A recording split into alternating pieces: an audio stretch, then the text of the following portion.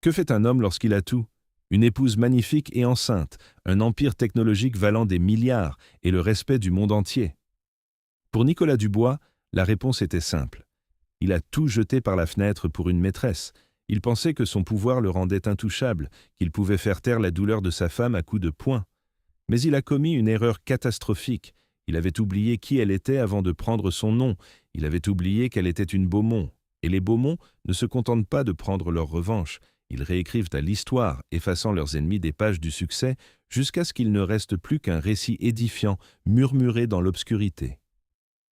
Voici l'histoire de comment une erreur brutale a coûté à un homme son monde entier.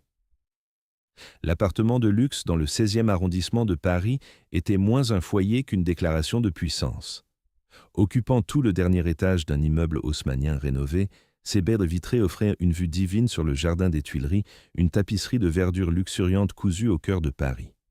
De cette hauteur, l'énergie incessante de la ville était assourdie. Les taxis parisiens ressemblaient à de minuscules scarabées rampants, la cacophonie des sirènes à un bourdonnement lointain et négligeable.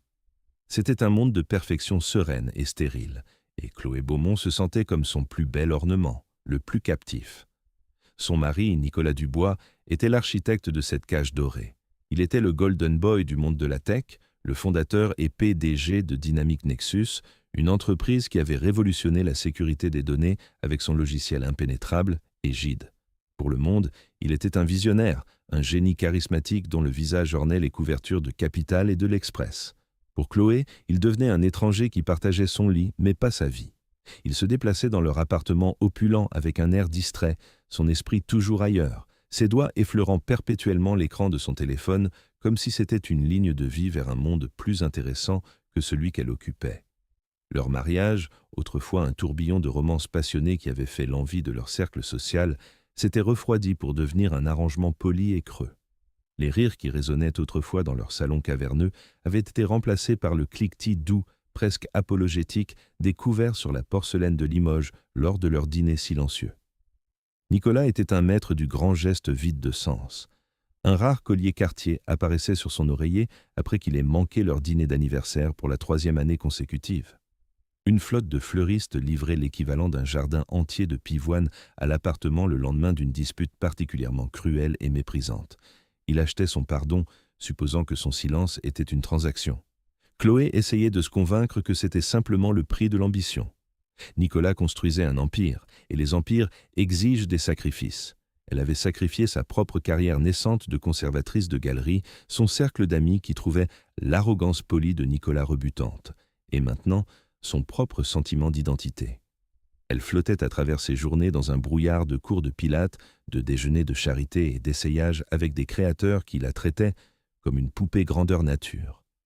Elle avait tout ce qu'une femme pouvait désirer, et pourtant, elle ressentait un vide douloureux et abyssal. Puis vinrent les 2 lignes roses sur un fin bâtonnet blanc. Une grossesse. C'était comme un miracle, une intervention divine destinée à les sauver. Ceci, pensa-t-elle, avec une vague d'espoir désespéré, serait l'encre qui ramènerait Nicolas à elle, à eux. Un enfant, leur enfant, ferait sûrement fondre la glace qui s'était formée autour de son cœur. Elle planifia la révélation méticuleusement, organisant un dîner privé sur leur terrasse, surplombant le paysage urbain scintillant. Elle portait la robe saphir dont il avait dit un jour qu'elle donnait à ses yeux la couleur de l'océan profond. Lorsqu'elle lui présenta enfin une petite boîte élégamment emballée contenant une minuscule paire de chaussons de bébé de créateur et le test de grossesse positif, sa réaction ne fut pas celle dont elle avait rêvé. Il n'y eut pas de joie, pas de larmes, pas d'élan pour la prendre dans ses bras. À la place, une lueur de quelque chose d'indéchiffrable, de l'agacement, de la panique, traversa son visage avant d'être instantanément réprimée, remplacée par le sourire de façade qu'il utilisait pour les actionnaires. « Eh bien, dit-il, sa voix douce et détachée alors qu'il examinait le minuscule chausson. « C'est inattendu. » Il posa la boîte sur la table comme s'il s'agissait d'une proposition commerciale qu'il devait prendre le temps d'examiner. « Nous devrons prendre des dispositions. Plus de personnel, une nurserie adéquate. Je demanderai à mon assistante Jessica de chercher les meilleurs pédiatres. » Il parlait de leur enfant comme d'un projet à gérer, un nouvel actif à acquérir et à entretenir correctement. Il ne la toucha pas. Il ne lui demanda pas comment elle se sentait. Il regarda simplement la ville, la mâchoire serrée. La conversation revint rapidement à Dynamic Nexus, à une offre de rachat hostile qu'il repoussait d'une entreprise rivale à un lancement de nouveaux produits. Le bébé, leur supposé miracle, devint une note de bas de page à l'ordre du jour de la soirée. Les semaines suivantes ne firent qu'approfondir le sentiment de malaise de Chloé.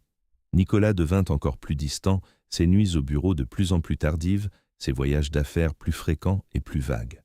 Il rentrait souvent à la maison, avec une légère odeur d'un parfum qu'elle ne portait pas, une senteur lourde et entêtante de jasmin et de bois de santal qui s'accrochait aux fibres de ses costumes sur mesure. Quand elle le questionnait, il déployait son arme la plus puissante, le gaslighting. « Ne sois pas paranoïaque, Chloé. C'était un événement de networking. La pièce était pleine de monde, disait-il, son ton empreint d'une impatience lasse qui la faisait se sentir nécessiteuse et stupide. Tu deviens émotive, ce doit être les hormones. Il la faisait douter de ses propres sens, de sa propre intuition. Les appels qu'il prenait à voix basse en sortant sur le balcon, la façon dont il inclinait l'écran de son téléphone loin d'elle, la protection soudaine par mot de passe sur un ordinateur portable qui avait toujours été ouvert. Chacun était un petit éclat de trahison. Elle vit une fois le nom Sandrine clignoter sur son écran avant qu'il n'arrache le téléphone. Quand elle demanda, il dit que c'était Sandrine Leroy, une nouvelle et agressive investisseuse en capital risque qu'il essayait de convaincre. L'explication était plausible, presque trop plausible. La cage dorée commençait à ressembler moins à un sanctuaire qu'à une prison. La vue panoramique sur la ville ne ressemblait plus à un royaume à ses pieds, mais à un monde vaste et indifférent qu'elle ne pouvait atteindre. Chaque jour, le bébé grandissait en elle, une petite vie innocente, complètement inconsciente des fissures qui se propagèrent dans les fondations de sa famille. Chloé posait une main sur son ventre qui s'arrondissait, une promesse silencieuse de protéger cet enfant du monde froid et stérile que Nicolas avait construit. Elle ne réalisait pas encore que le plus grand danger n'était pas à l'extérieur des murs de l'appartement, mais juste à côté d'elle. Sandrine Leroy n'était pas seulement une investisseuse en capital risque, c'était une prédatrice en haute couture. Avec des cheveux de la couleur de l'obsidienne polie et des yeux qui ne manquaient rien, elle évoluait dans le monde aux enjeux élevés de la finance parisienne avec la grâce létale d'une panthère. Elle était partie de rien, utilisant son intellect vif et ses talons aiguilles encore plus acérés pour se forger une réputation de femme impitoyable, brillante et totalement dénuée de sentiments.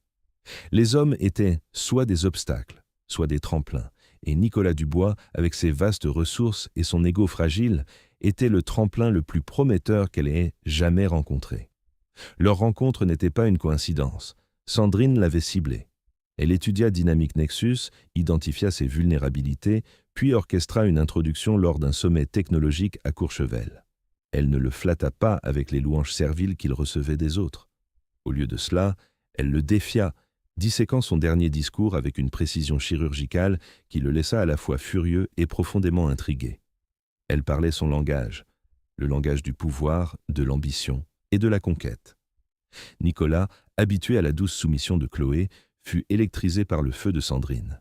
Elle était tout ce que sa femme n'était pas, agressive, cynique et ouvertement transactionnelle. Leur relation commença sous le couvert des affaires, avec des séances de stratégie tard dans la nuit dans des bars d'hôtel et des réunions confidentielles qui se prolongeaient en dîners intimes. Sandrine lui donnait le sentiment d'être le génie que le monde voyait, pas le mari émotionnellement vide que les yeux tristes de Chloé lui renvoyaient. Elle ne voulait pas de son cœur. Elle voulait un pourcentage de son empire, et c'était une monnaie que Nicolas comprenait bien mieux que l'amour. La liaison s'intensifia rapidement. Nicolas, un homme qui se targuait de son contrôle, devint imprudent. Il acheta à Sandrine un appartement somptueux dans le Marais, un Range Rover noir et un portefeuille de bijoux qui rivalisait avec celui de Chloé.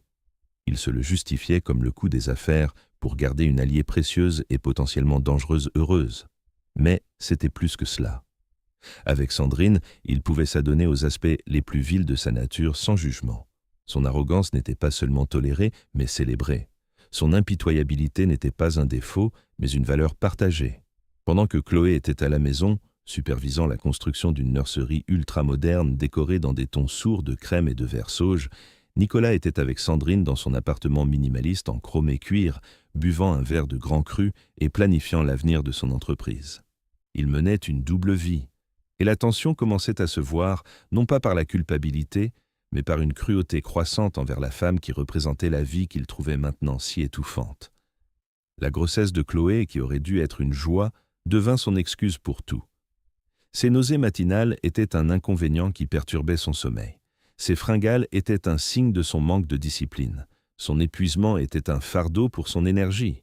Il utilisait sa vulnérabilité comme une arme contre elle, érodant sa confiance avec un flot constant de critiques déguisées en sollicitude. « Es-tu sûre de devoir manger ça, Chloé ? Pense au bébé, disait-il, regardant un petit bol de pâtes avec dédain. Tu dois te reposer, tu as l'air pâle, commentait-il, l'éloignant d'un événement social où il aurait pu avoir à faire semblant d'être un mari attentionné trop longtemps. Les preuves de sa trahison n'étaient même plus subtiles. Chloé trouva un reçu pour un bracelet tennis en diamant de chez Van Cleef & Arpels, un cadeau qu'elle n'avait jamais reçu. Elle découvrit des notes de frais pour des dîners dans des restaurants où il prétendait n'être jamais allé, des billets d'avion pour deux pour la Côte d'Azur, pour un week-end qu'il était censé avoir passé en retraite de codage en solo. Chaque découverte était une nouvelle blessure, une confirmation des mensonges qui constituaient désormais l'air même qu'elle respirait. Ses amis, les rares qu'elle avait réussi à garder, l'exhortaient à le confronter, à le quitter. Mais où irait-elle ? Le contrat de mariage qu'elle avait signé sans y réfléchir à deux fois était blindé, conçu par les avocats impitoyables de Nicolas pour la laisser avec pratiquement rien. Plus important encore, elle portait son enfant. Elle s'accrochait à l'espoir déclinant que l'arrivée du bébé le changerait, que tenir son propre fils ou sa propre fille dans ses bras accomplirait le miracle pour lequel elle avait autrefois prié. Le point de bascule arriva lors du gala annuel de la Fondation pour la santé de l'enfance, un événement que Chloé avait présidé avec passion pendant des années. Nicolas, qui avait promis d'être à ses côtés, appela à la dernière minute pour annuler, invoquant une crise de serveur chez Dynamic Nexus qui nécessitait son attention immédiate.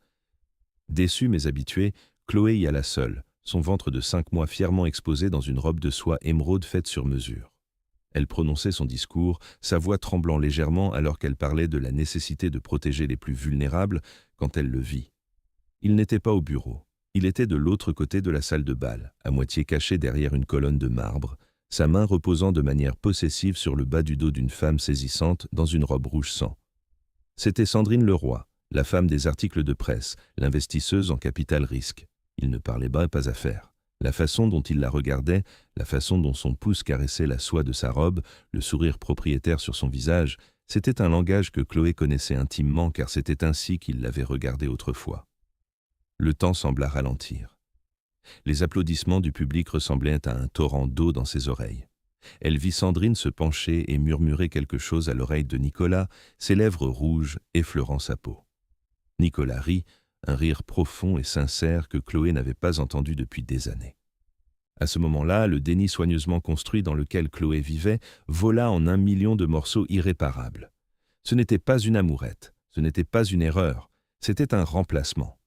Il était déjà passé à autre chose, et elle n'était qu'un système hérité qu'il n'avait pas encore pris la peine de mettre hors service. Elle termina son discours en pilote automatique, son cœur martelant ses côtes comme un oiseau piégé. Elle quitta la scène en courant, ignorant les regards inquiets et les mains tendues, et s'enfuit dans la nuit froide de Paris. L'image de sa main sur le dos de cette femme était gravée dans son esprit. Le trajet en taxi jusqu'à l'appartement fut un flou de lampadaires et de larmes. Chloé traversa l'appartement froid et silencieux, les échos des faux rires du gala résonnant encore à ses oreilles. La trahison de Nicolas n'était plus un soupçon. C'était un fait viscéral, indéniable. La vue de sa main sur le dos de Sandrine était une marque au fer rouge dans sa mémoire. Pendant des heures, elle resta assise dans le noir, les lumières de la ville peignant des traînées froides sur les sols en marbre. Une tempête de chagrin, de rage et de terreur se préparait en elle. Nicolas rentra juste avant 3 heures du matin, fredonnant doucement, empestant le jasmin, le bois de santal et le whisky cher. Il irradiait encore de l'euphorie de sa soirée, l'arrogance d'un homme qui croyait pouvoir tout avoir. Il alluma les lumières du grand salon et l'éblouissement soudain fit sursauter Chloé. Il s'arrêta net quand il la vit assise là, sa robe émeraude froissée, son visage pâle et taché de larmes. « Chloé, qu'est-ce que tu fais assise dans le noir ? Tu m'as fait peur !» dit-il, sa voix teintée d'agacement, pas d'inquiétude. Il commença à desserrer sa cravate, sa garde déjà montée. « Il y avait une crise de serveur, tu as dit. » La voix de Chloé était d'un calme troublant, un prélude silencieux à l'ouragan. « Une grosse crise, qui nécessitait ton attention personnelle. » Les yeux de Nicolas se plissèrent. Il reconnut le ton. « C'est réglé. De quoi s'agit-il » Je t'ai vu, Nicolas. Les mots étaient bas, mais ils atterrirent avec la force d'un coup physique, au gala, avec elle, Sandrine Leroy. La couleur quitta son visage. Le mur soigneusement construit entre ces deux mondes venait d'être percé. Pendant un instant, il fut sans voix, pris dans les phares de sa propre tromperie. Mais la réponse par défaut de Nicolas lorsqu'il était acculé n'était pas le remords. C'était l'attaque. « Tu m'espionnais » gronda-t-il, déviant la conversation. « Tu me suivais ? Qu'est-ce qui ne va pas chez toi ?»« J'étais à mon propre événement de charité. » La voix de Chloé se brisa enfin, montant avec l'hystérie et la douleur. « Celui auquel tu n'as pas daigné assister à cause d'une crise de serveur. Pour qui me prends-tu ? Les reçus, les nuits tardives, le parfum, tout s'explique maintenant. Depuis combien de temps, Nicolas ? Depuis combien de temps te moques-tu de moi dans mon dos ?» Elle se leva, son corps tremblant, une main se déplaçant instinctivement pour protéger son ventre de femme enceinte. Les preuves étaient irréfutables. La confrontation qu'elle avait redoutée et désirée était enfin là. Elle s'attendait à plus de mensonges, plus de dénégation. Au lieu de cela, quelque chose en lui se cassa. Le masque du charmant magnate de la tech tomba, révélant le monstre laid et privilégié en dessous. « Et alors ?» cracha-t-il, sa voix dégoulinant de venin. « Et alors ? Es-tu vraiment si naïve ? Pensais-tu que cela allait me suffire ?» Il fit un geste circulaire vers l'appartement opulent, un regard de mépris total sur son visage. « Cette vie, cette domesticité, c'est étouffant. Sandrine me comprend. Elle me défie.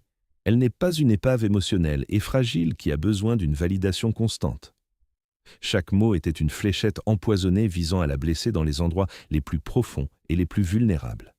Il dépouillait toute leur histoire, la réécrivant comme un fardeau qu'il avait été forcé de porter. « Je porte ton enfant !» hurla-t-elle, le son brut et désespéré. « Ton enfant, est-ce que ça ne signifie rien pour toi ?»« N'ose pas utiliser ça pour me manipuler !» ricana-t-il, faisant un pas menaçant vers elle. « Tu penses qu'avoir un bébé allait me piéger et tout arranger ? C'est ton fantasme pathétique, pas le mien. » Chloé était aveuglée par la rage et le chagrin. Dans un moment d'impulsion pure et irréfléchie, elle le gifla. Le claquement de sa paume contre sa peau résonna dans la pièce caverneuse, un son de finalité. Le choc sur le visage de Nicolas ne dura qu'une seconde avant de se transformer en une fureur froide et terrifiante. Ses yeux s'assombrirent. « Tu n'aurais pas dû faire ça, » dit-il, sa voix dangereusement basse. Avant qu'elle ne puisse réagir, il l'attrapa par les bras, ses doigts s'enfonçant dans sa peau comme des serres. Il la poussa en arrière. Chloé trébucha, son talon se prenant dans le bord d'un coûteux tapis perçant. Elle perdit l'équilibre et tomba lourdement, s'écrasant contre le coin pointu d'une table basse en verre. Une douleur aveuglante et fulgurante lui traversa le flanc et l'abdomen. Pendant un instant, elle ne put plus respirer, l'air chassé de ses poumons. Elle gisait sur le sol, haletante, une vague de terreur bien plus grande que toute peur pour elle-même l'envahissant. Le bébé. Elle leva les yeux vers Nicolas, ses yeux suppliants. Il se tenait au-dessus d'elle, sa poitrine se soulevant, son visage un masque de rage sans remords. Il ne bougea pas pour l'aider, il ne montra pas la moindre once d'inquiétude. Il regarda simplement sa femme enceinte sur le sol comme si elle était un meuble qu'il avait renversé par inadvertance. « C'est de ta faute, » dit-il, sa voix froide et dénuée de toute émotion. « Toi et tes drames. » Il se retourna et s'éloigna, se dirigeant vers leur chambre, la laissant effondrer sur le sol. La douleur physique était immense, mais ce n'était rien comparé à la prise de conscience fracassante de ce qu'il était. Il n'était pas seulement un adultère ou un menteur, c'était un monstre. Une sensation chaude et humide se répandit sous elle. Avec des mains tremblantes, elle se toucha. Ses doigts revinrent tachés de sang. Un cri primal de pure terreur s'échappa de sa gorge. Le bébé. Il avait fait du mal à leur bébé. L'adrénaline la submergea, l'emportant sur la douleur. Elle ne pouvait pas rester ici, il la laisserait mourir. Rampant, se traînant sur le marbre froid, elle parvint à atteindre son sac à main près de la porte. Ses mains tremblaient si violemment qu'elle pouvait à peine utiliser son téléphone. Elle n'appela pas le SAMU. Son premier et unique instinct fut d'appeler le seul numéro qui représentait la sécurité absolue, le pouvoir absolu et la rétribution absolue, son père. Elle trouva le contact « Papa » dans son téléphone et appuya sur « Appeler ». Il sonna une fois avant qu'une voix calme et familière ne réponde. « Chloé, il est tard. Est-ce que tout va bien ?»« Papa » sanglota-t-elle, sa voix un murmure étranglé et brisé alors qu'elle fixait le sang sur ses mains. « Il m'a fait du mal. Nicolas, il m'a fait du mal. S'il te plaît, aide-moi. Aide le bébé. » La ligne resta silencieuse pendant un battement de cœur terrifiant, puis la voix de Jean Beaumont, un homme qui pouvait faire bouger les marchés et renverser des gouvernements d'un seul coup de fil, revint, transformé. Ce n'était plus la voix d'un père aimant, c'était le son de la glace qui se fissure, d'une avalanche qui commence sa descente lente et inarrêtable. « Où es-tu, ma chérie ?» demanda-t-il, sa voix maintenant d'un calme létal. « Ne bouge pas. J'envoie mes gens. Ils seront là dans 10 minutes. Nous venons te ramener à la maison. » La famille Beaumont n'était pas simplement riche. C'était une dynastie, une institution tissée dans le tissu même du pouvoir économique français. Leur fortune n'était ni nouvelle ni ostentatoire, dérivée d'actions technologiques volatiles ou de tendances éphémères. Elle était ancienne, établie et vaste, construite sur des générations de transports maritimes, d'immobilier et de contrôle stratégique des matières premières mondiales. Ils opéraient depuis un château tentaculaire dans la Loire, une forteresse de vieilles pierres et de sécurité moderne. Être un Beaumont, c'était naître dans un monde où la loyauté était primordiale et la trahison accueillie par une réponse rapide et dévastatrice. Jean Beaumont termina l'appel avec sa fille et le masque de l'inquiétude paternelle fut remplacé par un visage taillé dans le granit. Il était assis dans son bureau lambrissé, entouré de portraits de ses ancêtres, des hommes qui avaient affronté des présidents et des pirates avec la même détermination imperturbable. Il appuya sur un bouton d'interphone sur son bureau en acajou. « Stéphane, dit-il, sa voix dénuée de toute chaleur.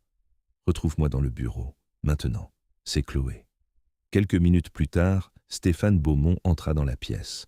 Il était le fils de son père, plus grand, plus large, avec l'intelligence acérée d'un avocat d'affaires et l'agressivité à peine contenue d'un rugbyman.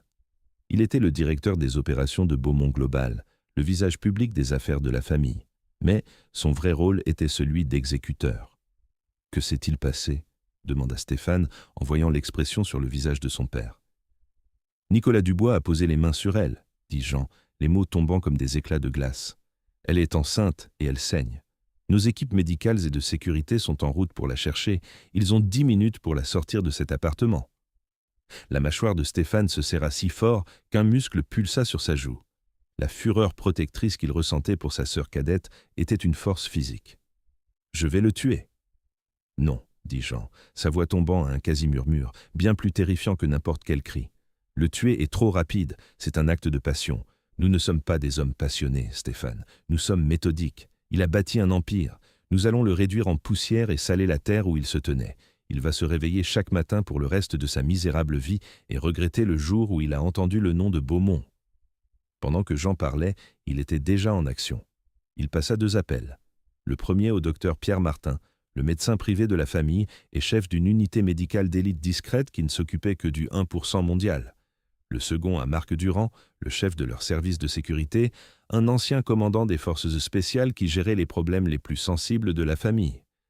Les instructions étaient simples et absolues. Extraire Chloé, assurer sa sécurité et celle de l'enfant à tout prix. Personne, surtout pas Nicolas Dubois, ne devait interférer. De retour dans l'appartement parisien, les 10 minutes semblèrent une éternité à Chloé. Elle gisait blottie près de la porte, écoutant le bruit de Nicolas se déplaçant dans la suite parentale, complètement inconscient.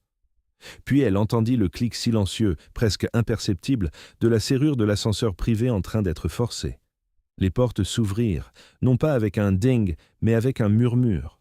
4 hommes en costumes sombres et fonctionnels sortirent. Ils se déplaçaient avec une efficacité silencieuse et troublante. L'un, clairement le médecin, s'agenouilla immédiatement à côté d'elle, sa voix calme un baume apaisant sur sa terreur. « Chloé, je suis le docteur Martin. Nous allons prendre soin de vous. » Les 3 autres, menés par un homme aux yeux froids et vigilants, formèrent un périmètre de protection, leurs regards fixés sur le couloir menant à la chambre. À ce moment précis, Nicolas émergea, vêtu d'un costume frais, prêt à se rendre au bureau comme si de rien n'était. Il s'arrêta net, son visage un mélange de choc et de fureur en voyant les étrangers dans sa maison entourant sa femme. « Qui diable êtes-vous? Sortez de chez moi !» beugla-t-il, sa voix résonnant d'une rage impuissante. L'homme aux yeux froids, Marc Durand, fit un seul pas en avant. Il n'était pas un homme de grande taille, mais il dégageait une aura d'autorité absolue qui rendait la bravade de Nicolas puérile. « Monsieur Dubois, » dit Marc, sa voix plate et calme. « Madame Beaumont part avec nous. Vous resterez ici. Vous ne nous suivrez pas. Vous ne la contacterez pas. Ce n'est pas une demande. Elle est à ma femme. Vous ne pouvez pas juste... » La main de Marc bougea dans un flou, produisant un petit appareil silencieux qui était sans équivoque un taser. « Je vous assure que nous le pouvons. Un mot de plus et nous vous neutraliserons. Le choix vous appartient. » Nicolas, pour la première fois de sa vie, fut confronté à un pouvoir bien plus grand que le sien. C'était un tyran qui venait de tomber sur une meute de loups. Il resta là, bredouillant, tandis que le docteur Martin et un autre homme soulevaient doucement Chloé sur une civière portable et la transportaient vers l'ascenseur. Sa dernière vision de son mari fut celle de lui, debout, seul et impuissant dans son palais, son visage pâle d'une compréhension horrifiée et naissante. Le voyage vers le château fut une opération sans faille. Une ambulance privée, dépourvue de toute marque, attendait dans un garage souterrain sécurisé. Ils quittèrent la ville à toute vitesse, contournant tout le trafic avec une escorte discrète que Chloé ne vit même jamais. Elle fut stabilisée, reçut des médicaments pour arrêter le saignement et fut branchée à un moniteur cardiaque fœtal portable. Le battement régulier et rythmé du cœur de son bébé était le plus beau son qu'elle ait jamais entendu. Elle arriva au domaine familial pour trouver son père et son frère qui l'attendaient sous le grand portique. Jean caressa doucement ses cheveux alors qu'on la déplaçait vers l'aile médicale entièrement équipée du château, ses yeux remplis d'un amour qui était maintenant entrelacé d'une promesse glaçante de vengeance. Une fois Chloé installée, et les médecins ayant confirmé qu'elle et le bébé, bien que secoués, iraient-ils bien, Jean et Stéphane retournèrent au bureau. La pièce était devenue une salle de guerre. Une équipe des meilleurs avocats et experts comptables de la famille avait été convoquée de leur lit et s'assemblait déjà, les visages graves. Jean se tenait devant la cheminée, fixant les flammes. « Il a utilisé notre capital d'amorçage, » dit-il doucement. « Je lui ai donné ses premiers 5 millions d'euros comme cadeau de mariage. Notre argent est dans les fondations de cette entreprise. Nous avons le droit d'inspecter les livres. » Stéphane hocha la tête, son esprit déjà en marche. « Nous commencerons par là. Un audit complet. Nous trouverons chaque anomalie, chaque note de frais gonflée, chaque société écran qu'il utilise pour cacher des actifs. Nous le divulguerons à l'AMF, à la DGFIP et à tous les blogs financiers qui comptent. Le conseil d'administration, poursuivit Jean.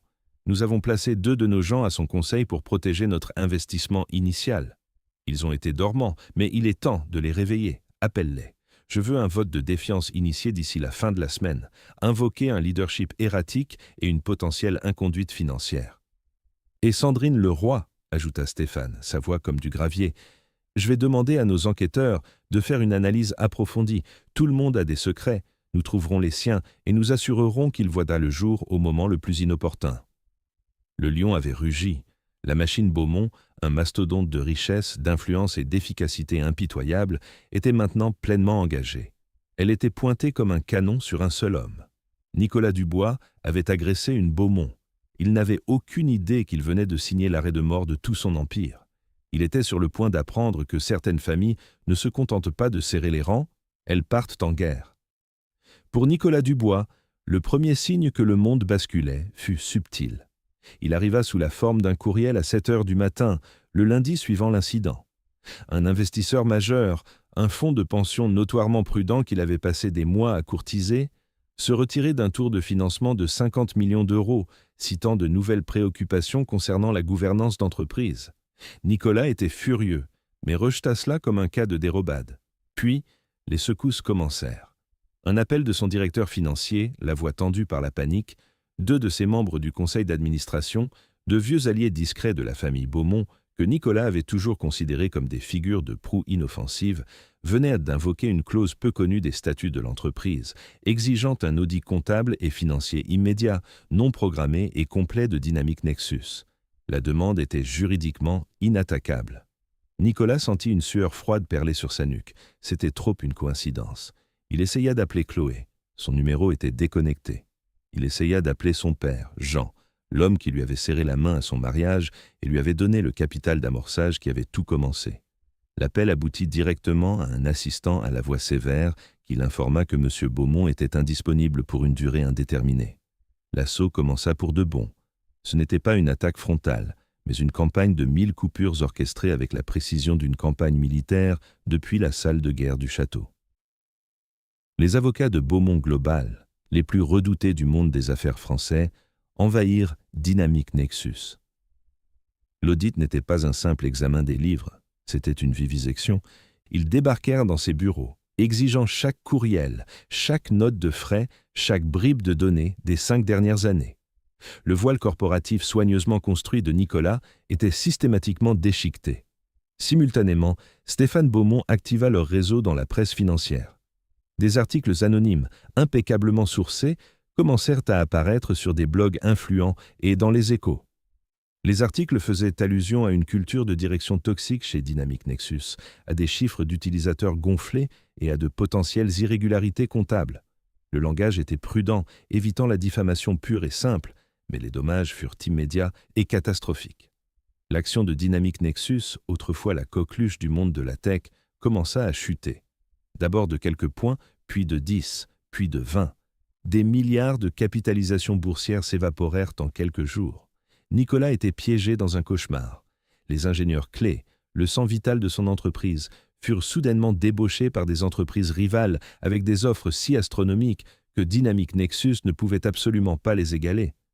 Il apprit plus tard que ces entreprises rivales avaient récemment reçu un investissement discret et significatif d'une filiale appartenant au Beaumont. Ses plus gros clients commencèrent à annuler leurs contrats, citant la presse négative et l'instabilité de la direction de Dynamic Nexus. Le logiciel Égide, autrefois salué comme impénétrable, fit l'objet d'un rapport dévastateur d'une grande société de cybersécurité, une société secrètement détenue par Beaumont Global, qui exposa une vulnérabilité critique jusqu'alors inconnue. Il menait une guerre fantôme. Chaque incendie qu'il tentait d'éteindre n'était qu'une diversion pour un autre, plus grand, qui commençait ailleurs. Ses alliés dans l'industrie prirent à leur distance, ses appels restèrent sans réponse. L'odeur de l'échec était sur lui, et personne ne voulait être près de lui lorsque toute la structure pourrie s'effondrerait. Au milieu de ce chaos, Sandrine Leroy était sa seule confidente. Il la retrouvait dans son appartement du Marais, fulminant contre des conspirations et de l'espionnage industriel, complètement aveugle au fait que la femme qui lui caressait les cheveux et lui versait un autre verre de grand cru était une vipère préparant sa propre attaque. Sandrine n'était pas dupe. Elle voyait où le vent tournait. Son association avec Nicolas devenait rapidement un handicap, mais elle n'avait aucune intention de partir les mains vides. Pendant que Nicolas était distrait, elle téléchargeait discrètement l'actif le plus précieux de Dynamic Nexus, le code source de leur plateforme de sécurité de nouvelle génération, Égide 2.0, un projet si secret que seule une poignée de personnes connaissaient son existence. Elle le voyait comme son indemnité de départ. Sa trahison fut le coup final, le plus dévastateur, et il fut, bien sûr, orchestré par les Beaumont. Les enquêteurs de Stéphane avaient découvert l'avidité insatiable de Sandrine et son habitude de jouer avec l'éthique des affaires. Ils l'approchèrent par l'intermédiaire d'une société écran, se faisant passer pour un conglomérat technologique asiatique aux poches profondes, cherchant à acquérir un avantage concurrentiel. Ils lui offrirent une somme d'argent obscène pour des données propriétaires d'une grande entreprise technologique française. Ils n'eurent pas à nommer Dynamic Nexus. Sandrine mordit à l'hameçon sans une seconde d'hésitation. Le jour où le monde de Nicolas s'effondra vraiment, il était dans une réunion de conseil d'administration d'urgence brutale. Les membres alignés sur les Beaumont présentèrent un dossier détaillant ses dépenses somptuaires pour Sandrine, toutes facturées sur un compte de dépenses de l'entreprise déguisé en honoraires de consultation. Ils montrèrent des preuves de sa mauvaise gestion flagrante et de la chute catastrophique de l'action sous sa direction. Ils appelèrent à un vote de défiance immédiat. Alors que sa vie professionnelle était exécutée dans la salle du conseil, son téléphone vibra. C'était un texto de Sandrine. « Je sais qui te fait ça. Un rival veut Égide 2.0. Je peux aider. Rejoins-moi. J'ai un plan. » L'espoir, désespéré et insensé, surgit dans sa poitrine. Il quitta la réunion en trombe, les laissant à leur vote, et se précipita vers son appartement. Il le trouva vide, dépouillé de toutes ses affaires personnelles. La seule chose qu'elle avait laissée était une unique clé USB gravée sur la table basse. Il la brancha sur son ordinateur portable, pensant que c'étaient les données dont il avait besoin pour se sauver. Au lieu du code source, un seul fichier vidéo s'ouvrit. C'était une vidéo de surveillance du couloir devant son appartement, la nuit où il avait agressé Chloé. L'audio était cristallin, ses mots venimeux, son cri de douleur, le bruit sourd et écœurant de son corps heurtant la table, et puis, quelques minutes plus tard, l'arrivée silencieuse et efficace de l'équipe de sécurité Beaumont. Son sang se glaça. C'était irréfutable, c'était le clou de son cercueil. Alors qu'il fixait l'écran avec horreur, une douzaine d'agents de la DGSI firent irruption, armes au poing. « Nicolas Dubois, vous êtes en état d'arrestation pour espionnage industriel », aboya l'agent principal. « Nous avons une confession signée et des preuves de votre complice, Sandrine Leroy, que vous avez conspiré pour vendre des secrets d'entreprise à une puissance étrangère. » Sandrine avait joué sa dernière carte. Pour obtenir une peine plus légère pour ses propres crimes, elle l'avait accusé de tout, utilisant les données volées comme preuve de son intention de vendre. La société écran avec laquelle elle traitait était, bien sûr, une façade des Beaumont depuis le début, et ils avaient enregistré chaque conversation incriminante avant de les remettre, ainsi que Sandrine, aux autorités. L'Empire n'était pas seulement en train de s'effondrer, il avait été totalement anéanti. Nicolas Dubois, le titan de la tech, fut emmené menotté, sa ruine absolue et complète. Les rouages de la justice, lorsqu'ils sont graissés par la fortune des Beaumont, tournent avec une vitesse à couper le souffle. Nicolas Dubois ne bénéficia pas du luxe d'une longue bataille juridique. Sa caution fut fixée à un montant incroyablement élevé, et avec tous ses actifs personnels et professionnels gelés par l'enquête et les poursuites en cours, il était totalement sans le sou. Les avocats de premier plan qui s'étaient autrefois pressés à sa porte ne retournaient même plus ses appels. Il fut contraint de s'en remettre à un avocat commis d'office, un jeune homme sérieux mais désespérément dépassé, qui regardait la montagne de preuves contre son client avec désespoir. Nicolas était assis dans une salle d'interrogatoire stérile, l'adrénaline de l'arrestation s'étant dissipée, remplacée par une terreur creuse et nauséabonde. Les chefs d'accusation étaient un chef-d'œuvre de destruction stratégique, espionnage industriel, fraude bancaire, délit d'initié et grâce à la preuve vidéo et au témoignage de Chloé au procureur, une série d'accusations de coups et blessures. Il risquait des décennies dans une prison de haute sécurité. Après 2 jours d'isolement, la porte de la salle d'interrogatoire s'ouvrit. Ce n'était pas son avocat, c'était Stéphane Beaumont. Il portait un costume parfaitement taillé, l'air aussi calme et posé que s'il s'apprêtait à entamer une négociation commerciale. Il posa une fine mallette en cuir sur la table en métal et s'assit en face de Nicolas. « Bonjour Nicolas », dit Stéphane, sa voix basse mais portant le poids d'une condamnation à mort. « Tu n'as pas l'air bien. » Nicolas le fixa, les yeux injectés de sang, le visage un masque d'incrédulité hagarde. « C'est toi qui as fait ça, » croassa-t-il. « Tout. Les actions, l'audit. Sandrine, tu m'as détruit. » « Détruit est un mot si laid, » répondit Stéphane, un léger sourire glaçant touchant ses lèvres. « Nous préférons restructuration d'entreprise. Tu as bâti ta société sur l'argent de ma famille, tu as épousé ma sœur et juré de la protéger. Tu as violé notre confiance sur les 2 plans. Ce n'est pas une destruction, Nicolas, c'est une reprise de possession. » Il ouvrit la mallette. À l'intérieur se trouvaient 2 jeux de documents. « Voici ta vie maintenant, » dit Stéphane, faisant glisser la première pile de papier sur la table. « Voici le dossier du gouvernement contre toi. Mes gens les ont aidés. Nous avons trouvé 3 comptes offshore dont tu ne pensais pas que nous connaissions l'existence. Nous avons trouvé les factures falsifiées que tu as utilisées pour payer le style de vie de ta maîtresse. Et bien sûr, nous avons la vidéo de ce que tu as fait à ma sœur. Le procureur est très impatient. Avec ces preuves, tu seras reconnu coupable de tous les chefs d'accusation. Tu mourras probablement en prison. » Le visage de Nicolas devint livide. Il s'était cru si malin, si prudent. Il n'avait jamais imaginé que quelqu'un aurait les ressources ou la volonté de creuser aussi profond. « Mais, » continua Stéphane, sa voix baissant légèrement, « mon père est un homme qui croit aux ardoises propres. Il ne veut pas que l'enfant de ma sœur grandisse avec un père en combinaison de prisonnier. Il trouve cela de mauvais goût. Alors, nous t'offrons une alternative. » Il fit glisser le second jeu de documents sur la table. « Voici ton salut. L'option B. » Nicolas baissa les yeux sur les papiers.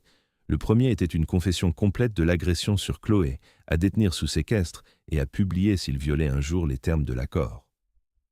Le second était un document renonçant à tous ses droits parentaux sur son enfant à naître, avec effet immédiat.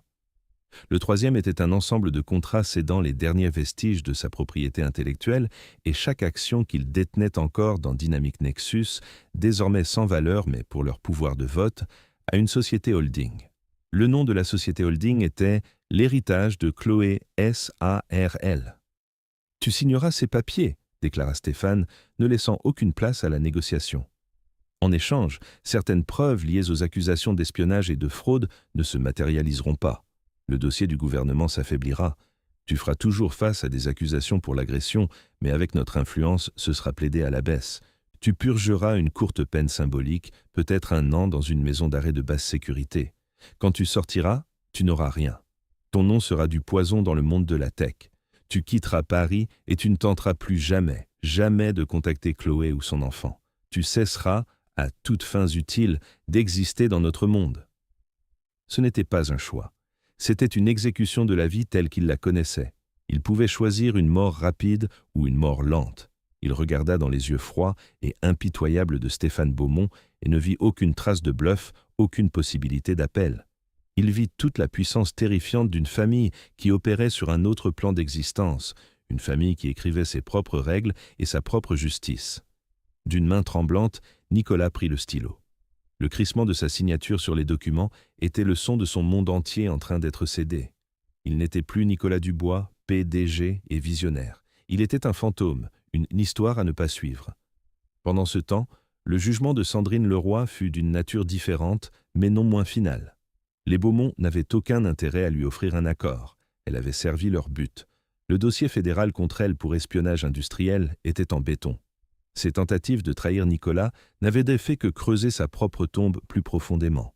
Les Beaumont s'assurèrent qu'elle soit poursuivie avec la plus grande rigueur, engageant une équipe juridique distincte pour assister l'accusation en tant qu'entreprise citoyenne concernée. Elle fut condamnée à 10 ans dans une prison de haute sécurité en France.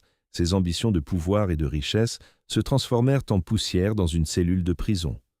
Son nom, autrefois murmuré avec un mélange de peur et d'admiration dans les cercles financiers, était maintenant synonyme de cupidité et d'autodestruction. Stéphane ramassa les papiers signés, les remit soigneusement dans sa mallette et se leva. Il s'arrêta à la porte et regarda l'homme brisé affalé sur la chaise. « Tu sais, Nicolas, dit-il, sa voix teintée d'un mépris final et tranchant. Le seul regret de mon père dans tout ça, c'est qu'il s'est trompé sur toi. Il pensait que tu étais un requin. Il s'avère que tu n'étais qu'un parasite, et les parasites, une fois qu'on les a enlevés, sont très faciles à oublier. » Il sortit, laissant Nicolas Dubois seul dans la pièce avec les ruines de sa vie.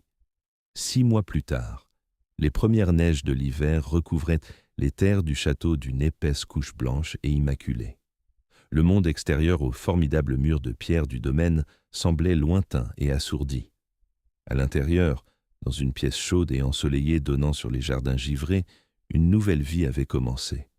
Chloé Beaumont, elle avait légalement repris son nom de jeune fille le jour où la condamnation de Nicolas fut finalisée, berçait doucement sa fille dans ses bras. La petite Manon-Rose Beaumont, née 2 semaines plus tôt, en bonne santé et forte, était un mélange parfait de la grâce de sa mère et de l'esprit indomptable des Beaumont qui brillait dans ses yeux vifs et curieux. Elle était l'incarnation vivante d'un avenir reconquis sur les cendres du passé. Le chemin n'avait pas été facile. Le traumatisme de cette nuit avait laissé des cicatrices, visibles et invisibles. Il y avait des cauchemars, des moments de panique et une méfiance profonde envers le monde. Mais elle n'était pas seule. Sa famille, dont elle s'était sentie si éloignée dans sa cage dorée à Paris, l'avait entourée d'un mur d'amour et de soutien indéfectible. Son père, Jean, qui avait toujours été une figure formidable, presque distante, passait maintenant des heures à simplement s'asseoir avec elle, lui racontant des histoires de sa propre enfance, ses yeux adoucis par un amour paternel qu'elle ne commençait que maintenant à comprendre pleinement. Stéphane, le protecteur féroce, était devenu oncle Steph, un géant doux qui pouvait être réduit à des balbutiements par la petite prise de sa nièce sur son doigt. Chloé n'était plus la femme fragile et naïve qui avait cru aux promesses vides de Nicolas Dubois. Le feu qu'elle avait enduré ne l'avait pas consumé. Il l'avait forgée en quelque chose de plus fort, de trempé et de résilient. Elle avait retrouvé sa voix, non seulement en tant que mère, mais en tant que leader. L'entreprise, anciennement connue sous le nom de Dynamic Nexus, était maintenant une filiale à part entière de Beaumont Global. Rebaptisée Sécurité Égide, elle avait été purgée de l'influence toxique de Nicolas sous la direction d'un nouveau PDG choisi par Jean et Stéphane et avec Chloé jouant un rôle actif au sein du nouveau conseil d'administration. L'entreprise était reconstruite sur des fondations d'intégrité et d'innovation véritables. La propriété intellectuelle que Nicolas avait cédée était maintenant la pierre angulaire du fonds fiduciaire de Manon, un empire dont elle hériterait un jour, bâti sur les décombres de la trahison de son père. Un après-midi vif, Chloé se tenait près de la grande baie vitrée de la nurserie, regardant le paysage enneigé. Manon dormait dans ses bras, sa petite poitrine se soulevant et s'abaissant à un rythme paisible. Stéphane vint se tenir à côté d'elle, suivant son regard. « Il a été libéré la semaine dernière », dit Stéphane calmement, sachant qu'elle voudrait savoir. « Une maison d'arrêt de basse sécurité en province. Il a fait 4 mois. C'est un homme libre. » Chloé ne sourcilla pas. Elle ne ressentit rien. Pas de peur, pas de colère, pas même de pitié. Nicolas Dubois était un fantôme d'une autre vie, un nom lié à une douleur qui n'avait plus de pouvoir sur elle. « Et où est-il maintenant ?» demanda-t-elle, sa voix calme et stable. « Est-ce que ça a de l'importance ?» répondit Stéphane, posant une main rassurante sur son épaule. « Il n'a pas d'argent, pas de réputation. C'est juste un homme. Il n'a aucun pouvoir ici. Il n'a aucun pouvoir sur toi. » Chloé baissa les yeux sur le visage magnifique et innocent de sa fille. Manon représentait une nouvelle aube, une page blanche. Elle était une Beaumont, et elle serait élevée avec la force, l'amour et la protection qui accompagnaient ce nom. Elle ne saurait rien de la cruauté de son père, seulement de la résilience de sa mère. « Non, » dit Chloé, un petit sourire sincère ornant ses lèvres pour la première fois depuis longtemps. « Non, il n'en a pas. » Elle se détourna de la fenêtre et du monde extérieur, son attention entièrement portée sur la vie chaude et précieuse dans ses bras. Le passé était un chapitre clos, une histoire de douleur et de trahison, qui s'était terminée par un jugement spectaculaire. Ici et maintenant, c'était le début d'une nouvelle histoire, une histoire qu'elle écrirait selon ses propres termes. Ce serait une histoire d'amour maternel, de la force d'une famille et de la vérité durable que même après les tempêtes les plus dévastatrices, une nouvelle aube se lève toujours. Et ainsi, l'empire bâti sur le mensonge et la brutalité fut mis à genoux, non pas par les forces du marché ou les concurrents, mais par le pouvoir silencieux et inarrêtable d'une famille protégeant les siens. Nicolas Dubois a appris à ses dépens que les gens que l'on écrase en montant sont ceux qui vous attendent en descendant. Ce n'était pas seulement une histoire de vengeance, c'était une histoire de justice. C'est un rappel que la vraie force ne consiste pas en ce que l'on peut prendre aux autres, mais dans le courage de reconstruire après que tout vous a été enlevé. Chloé, maintenant à la barre de son propre destin avec sa fille à ses côtés, est un témoignage de l'incroyable résilience de l'esprit humain.